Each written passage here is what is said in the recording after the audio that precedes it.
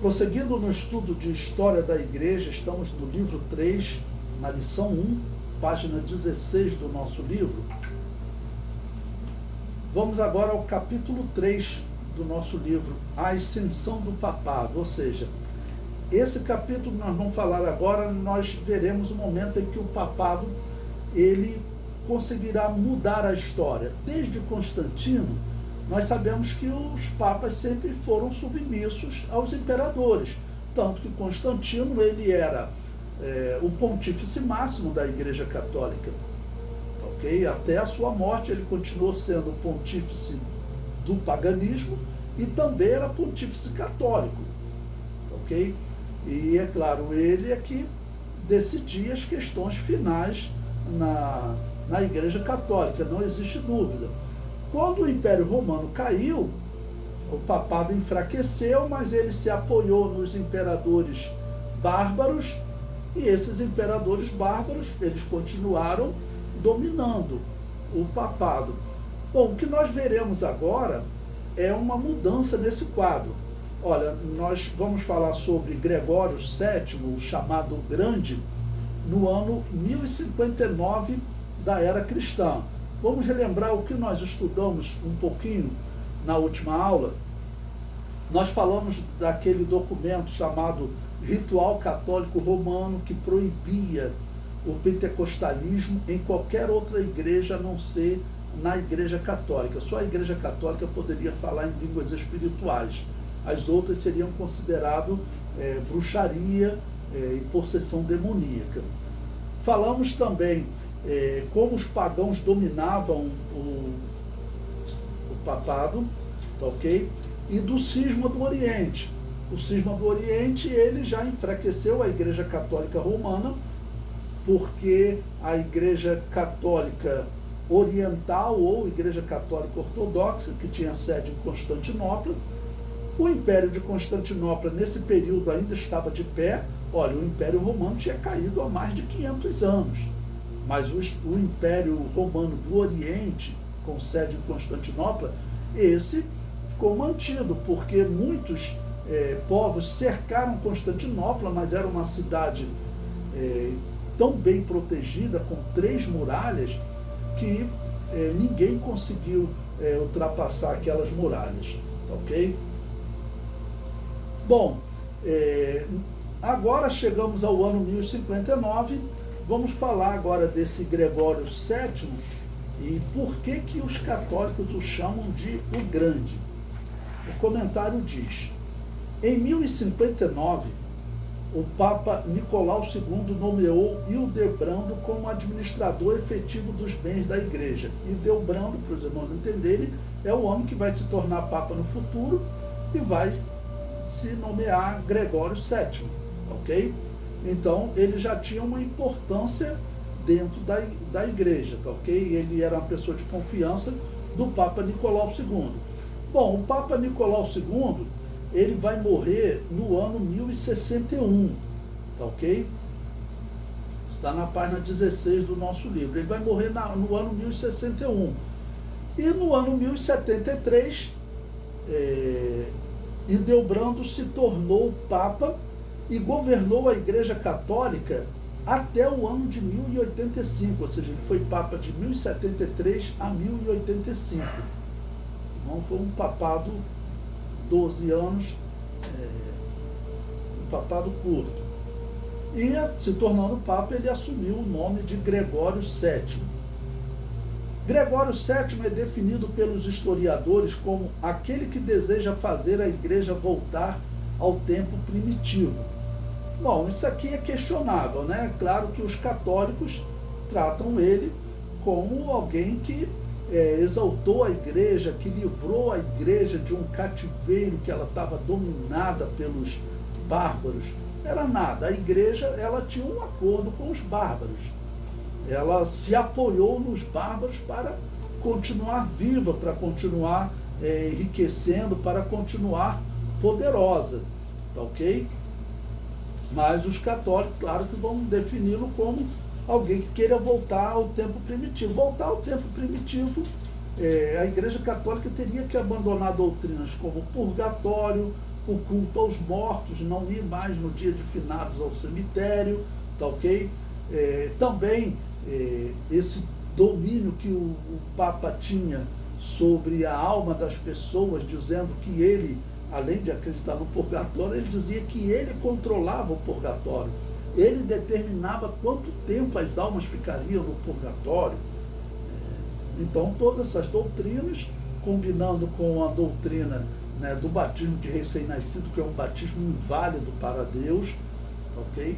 Essas doutrinas tinham que ser abandonadas, entre outras, que eles colocaram Maria como mãe de Deus. Isso é um absurdo.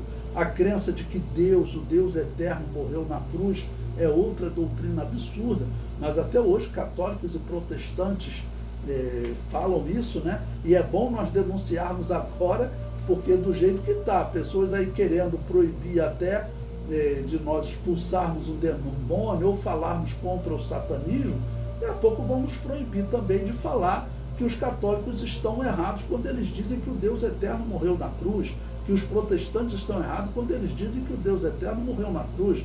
Você vai chegar a um ponto em que a lei do homem vai criminalizar a opinião teológica.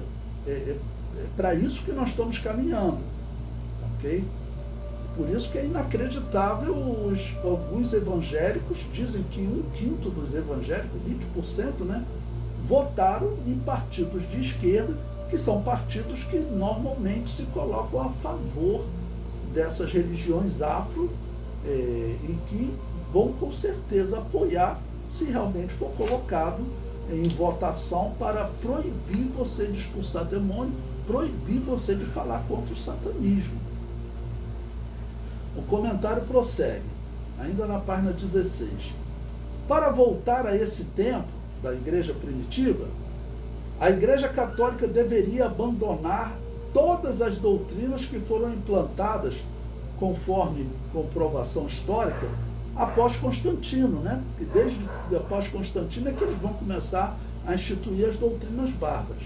Mas, devido ao poder e das heresias adquiridas, isso não foi possível nos dias de Gregório e nem será possível nos nossos dias. O Papa, ele continua pregando todas aquelas doutrinas. Ele só não mata os anabatistas entendam, são os que eles chamam de rebatizadores, né? Igrejas que não aceitam o batismo de recém-nascido, como a Assembleia de Deus. Eles só não nos matam hoje porque a justiça proibiu, a partir de 1800, na Revolução Francesa e na independência dos Estados Unidos, foi colocado lá, ninguém poderá ser molestado por sua fé. Porque senão, eles estariam matando até hoje, porque a partir do ano 411, a Igreja Católica Romana colocou lei que nenhuma igreja poderia rejeitar o batismo de recém-nascido. Fazendo isso, seria um crime de morte. E a perseguição, nós sabemos que foi feroz na história.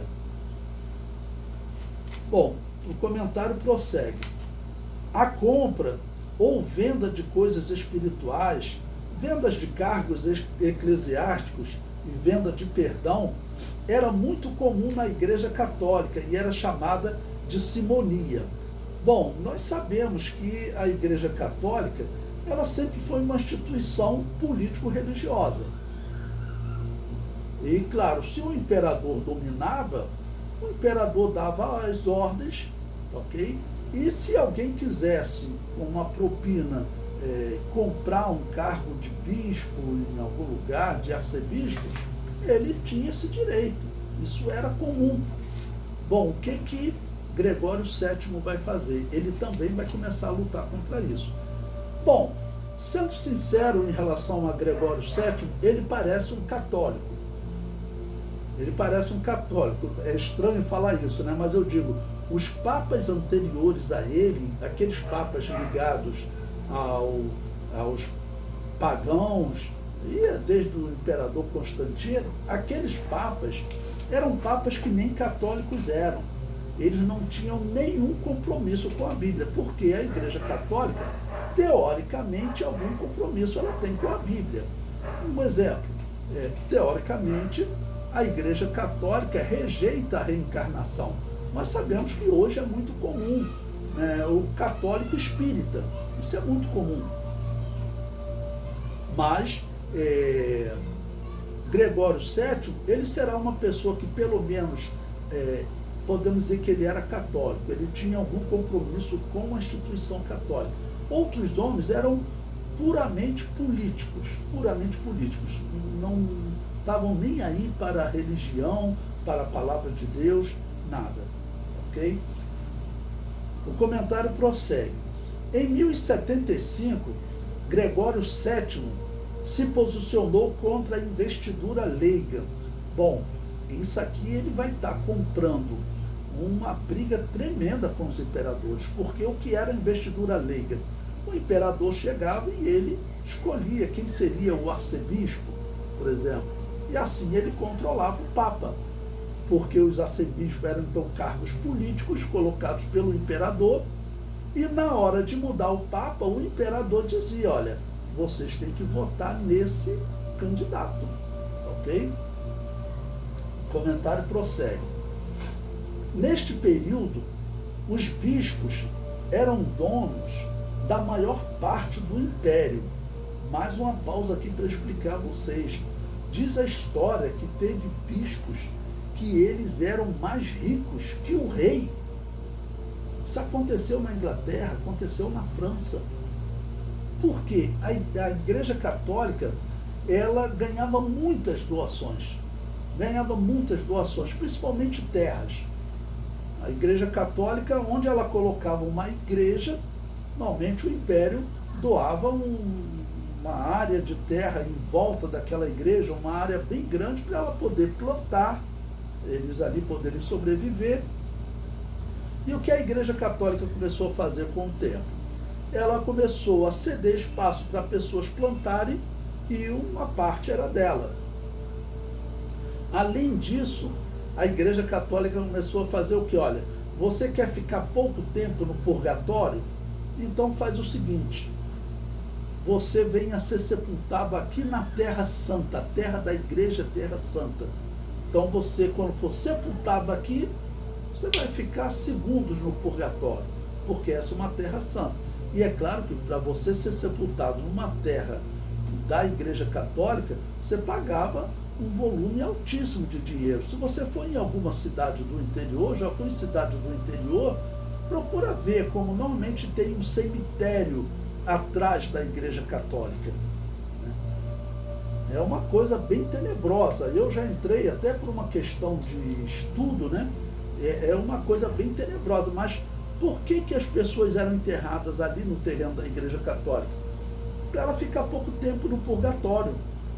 Tá bom? Então, assim, a Igreja Católica arrecadava muito. Além disso, tinham pessoas que faziam o seguinte, eles, por exemplo, ele era dono de muitas terras, ele tinha, por exemplo, 3 filhos, então ele dividia a terra dele em 4 partes, uma para cada filho e uma parte para a Igreja Católica. Assim, ele estava comprando o perdão dele.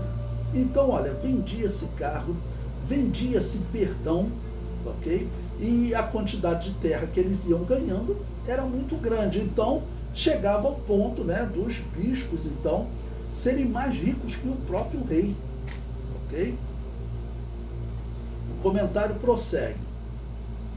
O anel e o bastão era o símbolo que identificava o arcebispo. Ao morrer um bispo, o imperador era o responsável por escolher quem seria o novo arcebispo e na nomeação lhe entregava o anel e o bastão. Bom, então, quem é que controlava o arcebispo? Era o imperador. Então o Papa estava nas mãos do imperador, porque o imperador colocava os arcebispos e esses arcebispos que eram indicados políticos do imperador, eles iam votar com o imperador. Olha, tem que votar no Papa tal, ok? E Gregório VII, ele já vinha lutando contra essa atitude, né? Quando era secretário de papas anteriores, ok? E agora, como Papa, ele vai lutar contra isso. O comentário prossegue. Os imperadores do Sacro Império Romano Germânico controlavam os arcebispos que elegiam o Papa. Assim, os imperadores controlavam os papas. Gregório VII mudará isso. Neste mesmo ano,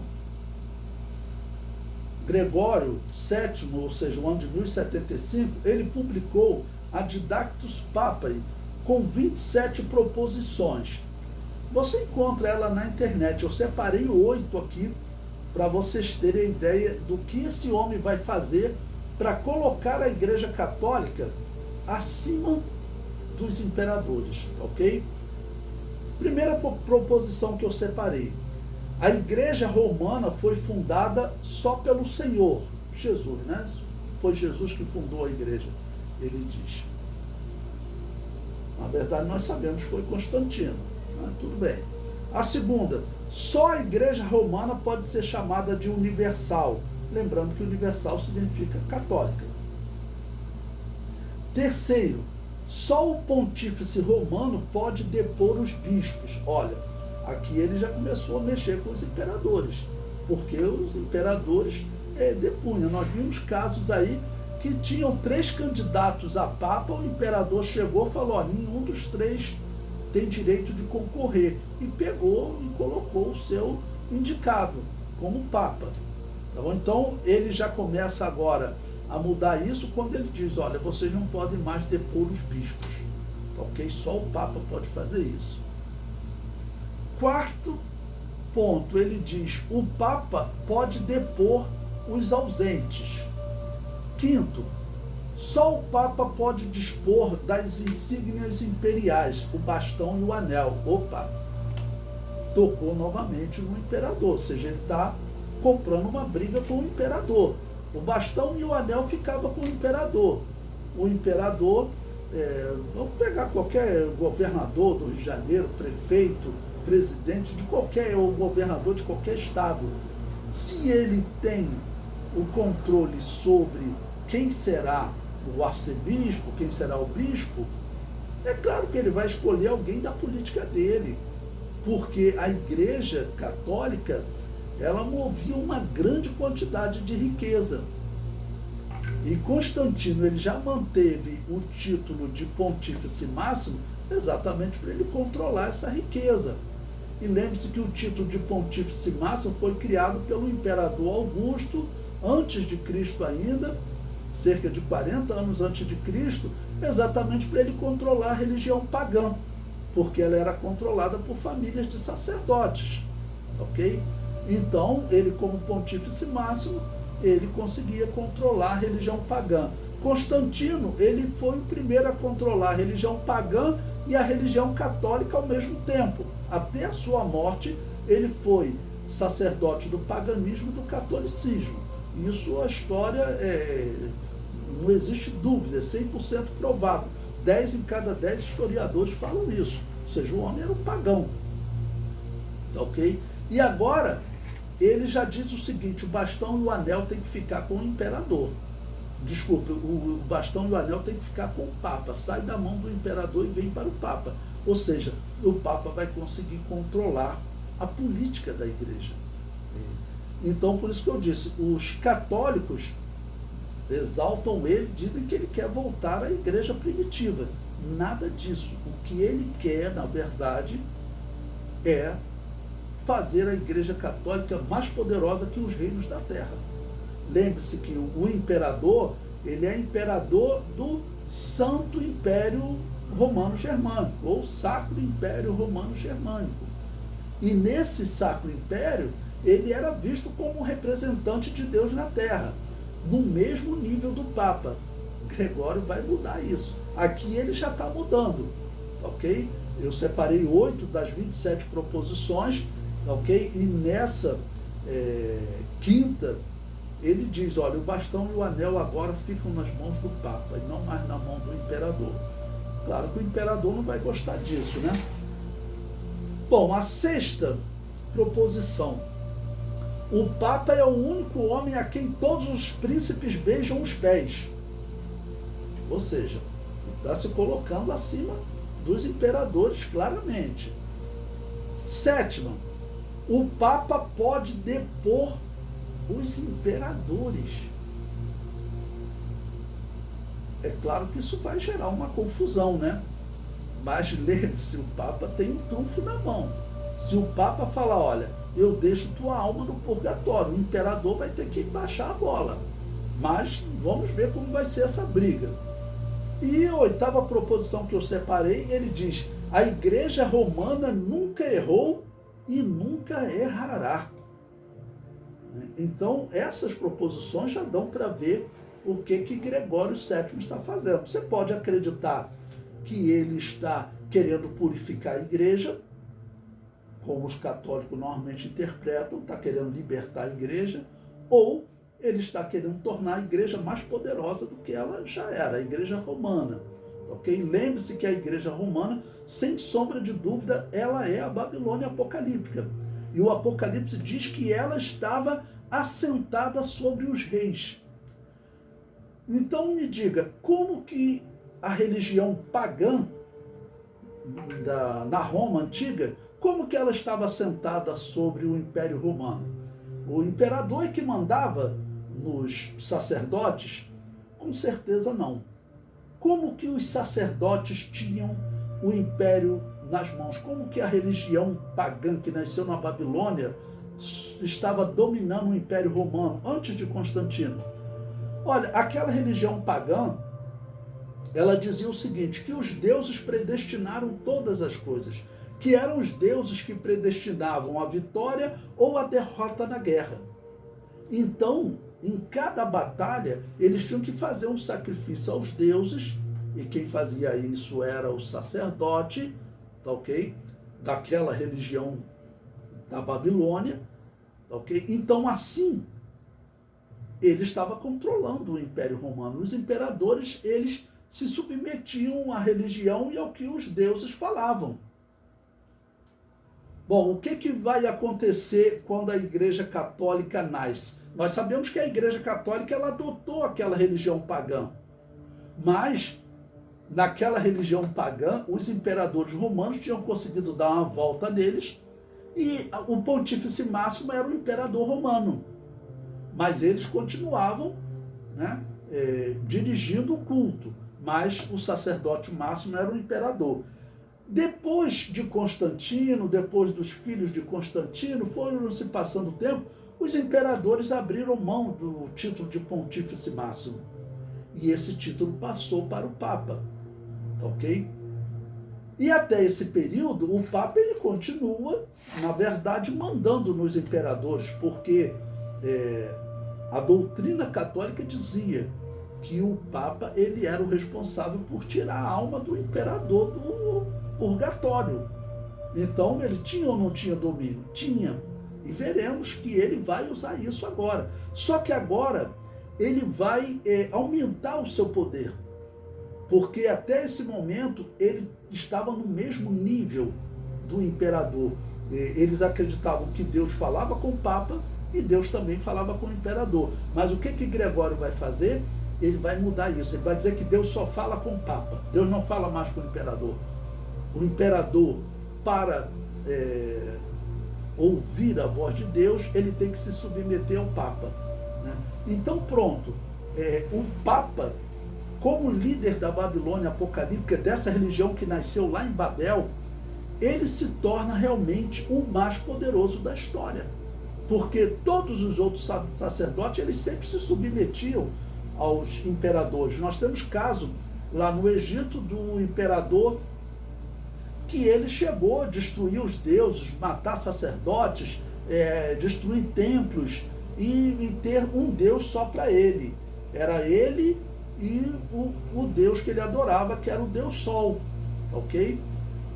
Então tinha imperadores que fizeram isso, mas essa religião, então agora, com o Papa, ela vai se tornar, a partir de Gregório VII, ela vai estar definitivamente assentada sobre a besta, que é o Império Romano, que hoje é o Sacro Império Romano Germânico, ok?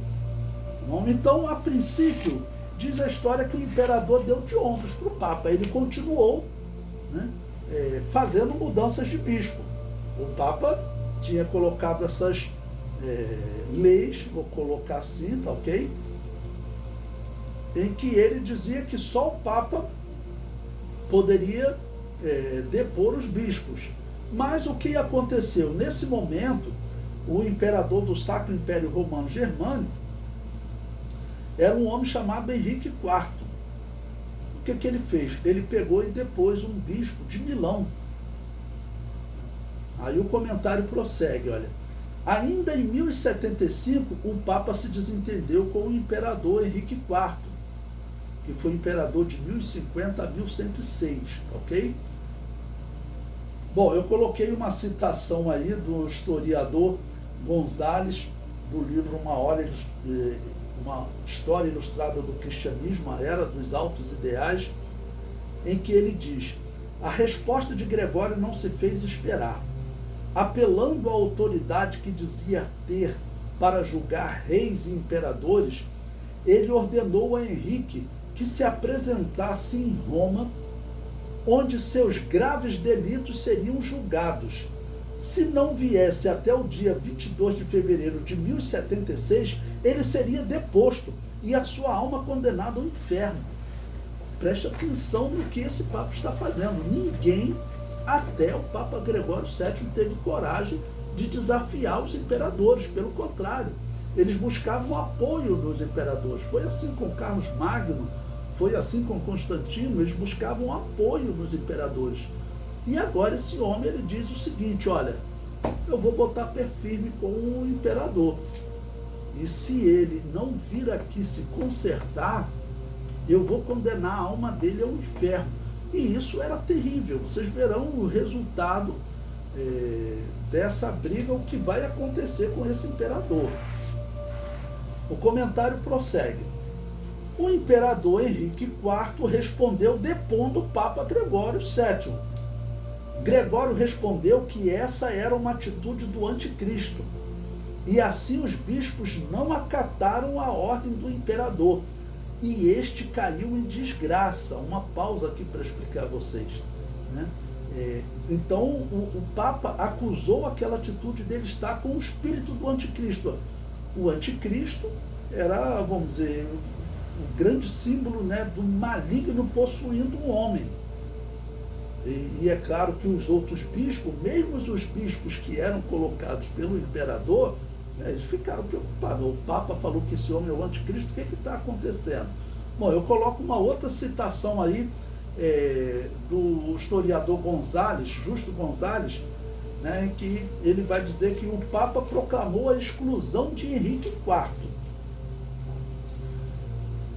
Ele escreveu: em nome do Pai, do Filho e do Espírito Santo, pelo poder e autoridade de São Pedro, e em defesa e honra da Igreja, ponho em interdito o rei Henrique IV, né? Filho do imperador Henrique, eu acrescentei aí Henrique III, que com orgulho sem igual se levantou contra a Igreja, proibindo-lhe que governe em todos os reinos da Alemanha e da Itália, que formavam o Sacro Império Romano Germânico. Além disto, liberto dos seus juramentos os que tenham jurado ou puderam jurar fidelidade a ele, e proíbo que ele seja obedecido como rei. Ou seja, o Papa realmente resolveu enfrentar o imperador. O resultado também não será bom para esse Papa, mas ele vai conseguir uma mudança, tá, ok? Que com o tempo será benéfico para a Igreja Católica. O comentário prossegue. O Papa determinou que obedecer ao rei era pecado.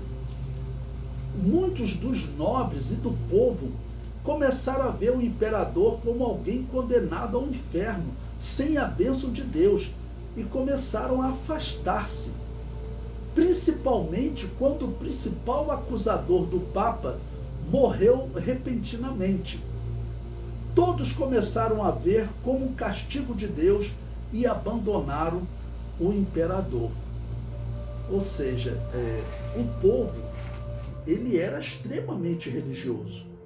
O povo acreditava que eles estavam vivendo o reino de Deus, de Apocalipse capítulo 20. era o que a Igreja Católica tinha pregado lá com Constantino e Eusébio de Cesareia, 800 anos antes. E, doutrinariamente é estranho, né? Você já está vivendo o reino de Deus de Apocalipse 20 e o anticristo aparece agora? Isso está contraditório com a Bíblia. Mas você não vai esperar que a Igreja Católica vá tentar harmonizar as suas heresias com a Bíblia, né? Não tem como, ok? Mas o significativo é, entre acreditar no Papa e acreditar no rei, o povo acreditou no Papa. Então o rei passou a ser visto como alguém maldito, alguém sem a graça de Deus. Até então, aquele era o reino de Deus e o imperador, ele era o representante de Deus ali, o homem responsável por manter a harmonia naquele Sacro Império Romano Germânico. Mas agora o Papa diz que esse imperador, na verdade, ele é o anticristo, ok? E que as pessoas não devem obedecê-lo, e que a alma dele está condenada ao inferno. O comentário prossegue. O Papa Gregório VII marcou o julgamento do rei para o ano seguinte. Ele falou, olha, você será julgado. O imperador decidiu encontrar-se com o Papa com um grande exército. Bom, o Papa já ficou preocupado, né? O Papa se trancou em uma fortaleza em Canossa, pois não sabia a intenção do imperador. Por que o imperador vem com um grande exército me encontrar? Lembrando que o Papa também tinha seu exército, ok? O comentário prossegue. Na verdade, Henrique IV foi pedir perdão ao Papa e se reconciliar com a Igreja, mas como ele foi com um exército grande, o Papa, ó, está vindo um exército gigantesco aí, com o imperador. Henrique saiu tão humilhado do encontro que seus súditos elegeram outro imperador, Rodolfo. Sendo o Papa uma autoridade superior ao rei, ele deveria ter se posicionado contra, mas não o fez. Ou seja, contra eleger um outro imperador, né? Imediatamente estourou uma guerra civil na qual Henrique levava grande vantagem. Mas o Papa decidiu excomungá-lo novamente. Tá bom? Então, o imperador veio pedir perdão e foi humilhante. Ele ficou dias do lado de fora, na porta, ajoelhado, pegando sereno, neve. Foi assim humilhante para ele. Ok? Aí o povo falou, olha, vamos eleger outro imperador, porque esse daí já era, esse daí ele está ligado ao anticristo, ou ele é o anticristo. É claro que o imperador não aceitou isso e começou uma guerra civil em que ele levava vantagem. E aí o Papa, o que ele vai fazer? Ele vai, já meio esse problema, vou aumentar o problema. Então, é a chance de eu realmente dar aí o pulo do gato e ficar acima do imperador. O historiador Justo Gonzalez diz, excomungou Henrique e até se atreveu a profetizar que em breve o imperador seria deposto ou morto. O Papa profetizou isso, né? No campo de batalha, as tropas de Henrique sofreram um revés sério perto do rio Elster. Mas na mesma batalha, o pretendente Rodolfo perdeu a vida. O partido rebelde ficou sem líder e a profecia papal foi desmentida, pois quem morreu não foi Henrique, mas seu rival, ok? Então, ele havia profetizado que ele ou seria deposto ou seria morto, só que a batalha acabou virando de lado, apesar deles estarem perdendo, o Papa viu, Henrique, tem um momento que ele está perdendo, então já vou profetizar que ele foi morto, ele será morto. Não foi. O comentário prossegue. Ao fim da guerra, no ano de 1081, Henrique marchou para Roma. Uma solução seria recorrer aos aliados normandos, mas o Papa os havia excluído aqueles que eram os maiores fornecedores de soldados para o Papa. Ou seja, o Papa tem que pedir apoio a alguém agora, porque ele tem um exército, mas um exército pequeno. E aqueles que mais apoiavam o Papa, eles tinham sido excluídos. E agora? Bom, imediatamente o Papa Gregório VII perdoou os normandos. Disse, ó, vocês estão perdoados, a exclusão foi tirada. Mas estes acabaram por atacar territórios do Papa. Lembre-se que o Papa ele tinha territórios que eles tinham inventado, forjaram um documento, isso é provado na história, né, fraudaram um documento afirmando que uma parte daquelas terras tinham sido doadas por Constantino. O imperador, na época dos bárbaros, né, lutou, conquistou aquelas terras de Roma e doou um grande território ao Papa. O Papa tinha um estado, os estados papais. O exército dele não dava para concorrer com o exército de Henrique IV, tá bom? Mas ele pediu ajuda aos normandos, que eram alguns bárbaros, em que eles ainda estavam envolvidos em religiões, em paganismo, ok? Eles não deram importância ao perdão do Papa e ainda atacaram os territórios papais. A coisa ficou feia, porque aí a Igreja Católica poderia ser até desfeita, a Igreja Católica Romana. A Igreja Católica do Oriente está tranquila lá no canto dela, porque o imperador do Oriente, ele tinha a sua igreja e apoiava essa igreja, né? O comentário prossegue.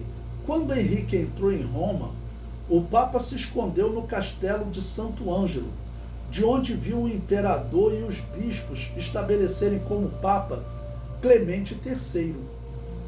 Na história católica, Clemente III ficou conhecido como antipapa. Mas essa história de antipapa, os imperadores colocavam e tiravam o Papa à vontade. Bom, a verdade é que ele depois, Gregório VII, colocou outro Papa. O comentário prossegue.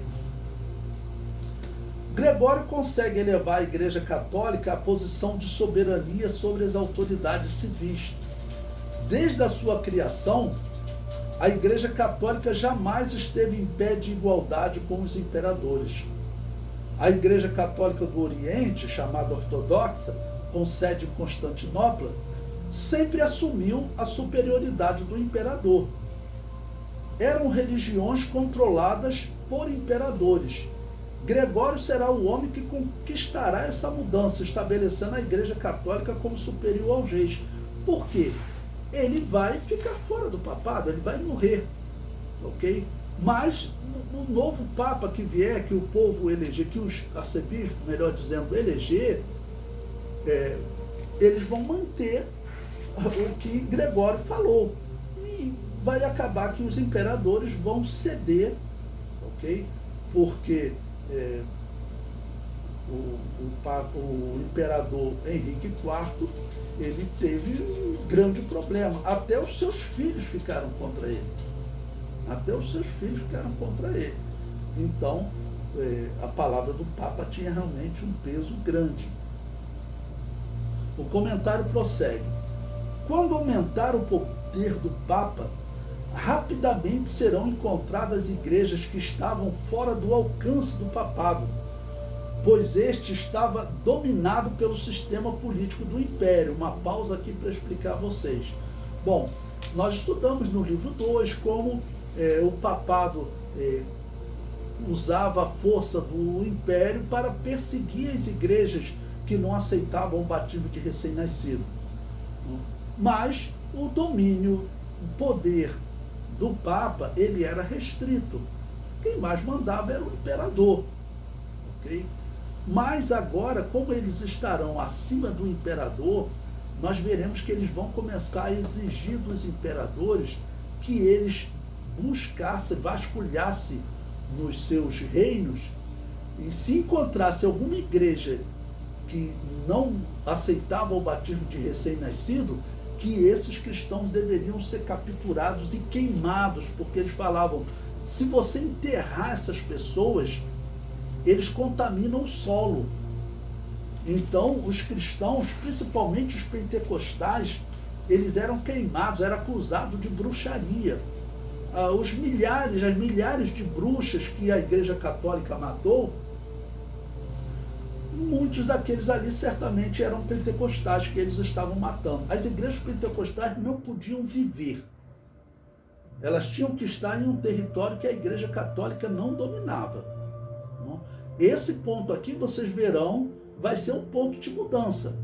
Nós estamos chegando próximo do ano 1100. Entre o ano 1100 e 1200, a Igreja Católica, estendendo seus tentáculos, vai estendendo até que ela vai começar a achar igrejas que ela vai enviar exército grande para matar essas igrejas, o que mostra que não era um número pequeno de cristãos, só que eles viviam fora do território do Sacro Império Romano Germânico.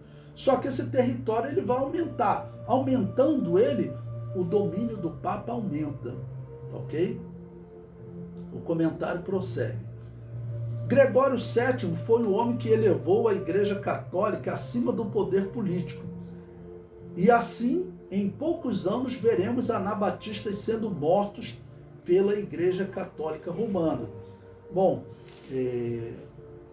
esse Papa também, ele vai, vamos dizer, como religioso católico que era, como eu disse, ele é católico, e o católico, ele tinha como lei, era lei, matar as outras igrejas. Ele dizia que essas igrejas eram muito perigosas.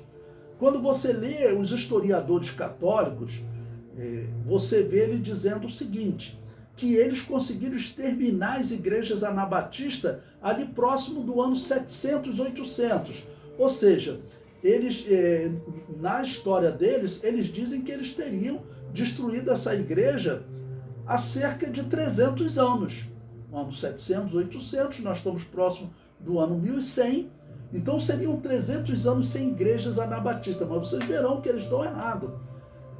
Ele, aumentando esse poder, esse domínio, ele vai sim descobrir igrejas anabatistas e ele vai usar o exército do Sacro Império Romano Germânico dizendo, olha, quem não ajudar a matar essas igrejas, eu não tiro a alma dele do purgatório. Então os reis, mais do que nunca, eles estarão dominados pela Igreja Católica.